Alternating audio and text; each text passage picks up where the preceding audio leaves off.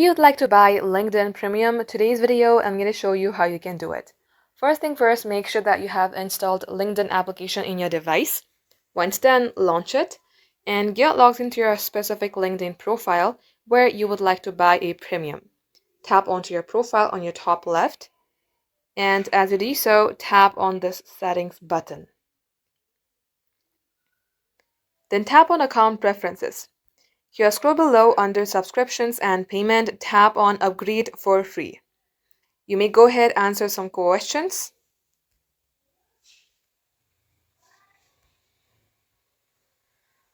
And now here it says try now for $0.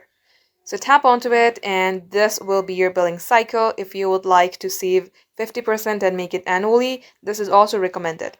You can go ahead and tap onto it. Make sure that you read all these conditions here before you start your trial. Tap on try now for this $1. And lastly, tap on subscribe.